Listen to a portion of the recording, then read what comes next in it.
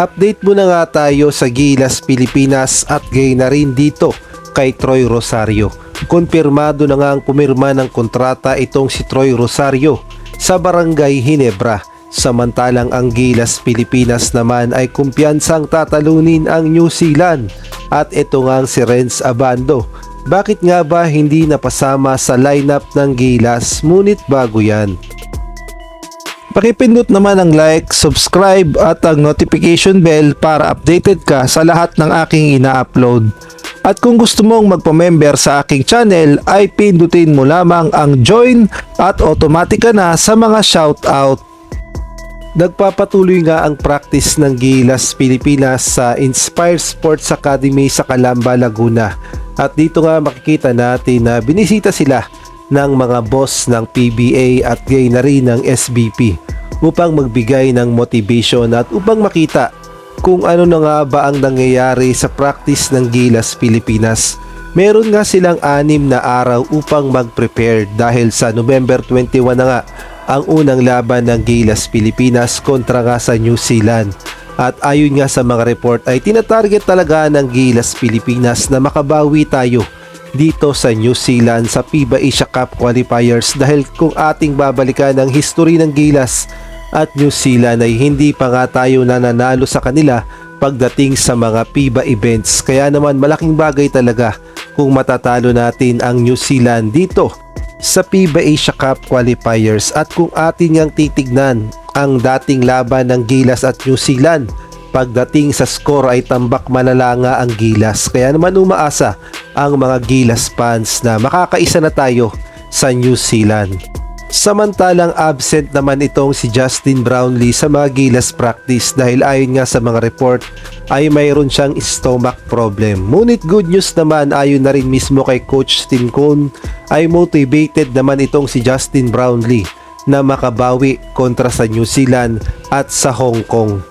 Samantalang marami naman ang nagtatanong bakit nawala na sa ere itong si Renz Abando at hindi na talaga siya pinagbigyan na mapasama sa lineup ng Gilas Pilipinas. Alam naman natin kung gaano kagaling si Lakay at kung paano nagbigay siya ng enerhiya sa Gilas Pilipinas nung nakaraang FIBA World Cup at masasabi natin deserve talaga ni Lakay na mapasama sa lineup ng Gilas Pilipinas. Ang problema nga lang ay hindi talaga siya sinama ni Coach Tim Cone. Kung kayo ang tatanungin, sa tingin nyo, ano kaya ang dahilan at hindi na napasama itong si Lakay?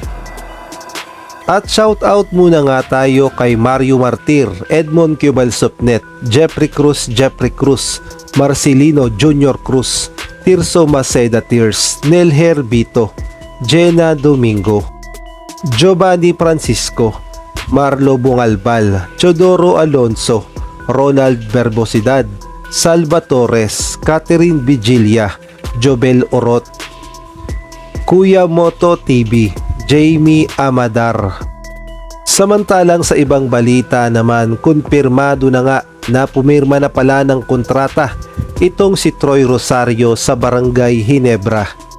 Ayon nga dito sa report, nung Game 2 pala ng finals sa pagitan ng Talk and Text ay doon na pala pumirma ng kontrata itong si Troy Rosario. At ayon na nga yan dito kay Snow Badwa. Malaki talaga ang impact na magkaroon ng Troy Rosario sa Barangay Ginebra dahil unang-una si Troy Rosario ay mahal na mahal talaga ang Barangay Ginebra at pangarap niya talagang mapunta sa Ginebra. At ayon na rin nga yan dito kay Coach Jojo Lastimosa. Tinanggihan kasi ni Troy Rosario ang offer ng Talk and Text na dihamak naman na mas malaki sa bigay ng Barangay Ginebra. Ngunit hindi naman daw kasi masisi ni Coach Jojo itong si Troy Rosario dahil simula pagkabata pa lamang ay Ginebra fans na talaga ito. Kaya naman hindi daw nakapagtataka na sa Ginebra talaga siya pumirma ng kontrata. At kahit nga ang Converge na may offer ng 1.2 million a month ay dinecline nga ni Troy Rosario at gay na rin ang mga offer sa Japan at Korea. Ang gusto niya lang talaga ay makapaglaro dito nga sa crowd favorite na kupunan sa PBA, ang Barangay Ginebra.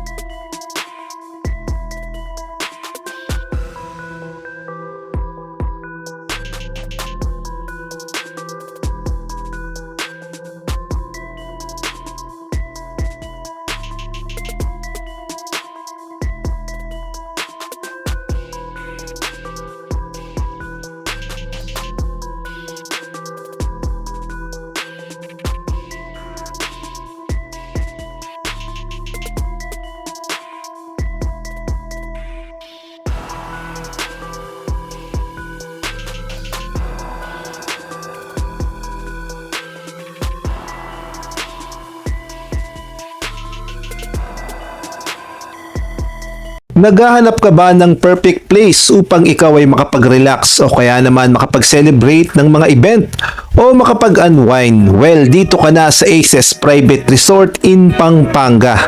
Experience the luxurious and aesthetic modern private resort with Mount Arayat View, located at Purok 3 Bicol, Mabalacat City, Pampanga. For reservation, please call or message the Facebook page of Aces Private Resort with cellphone number 0976-000-1204. Book now to get a 30% discount, limited slot only.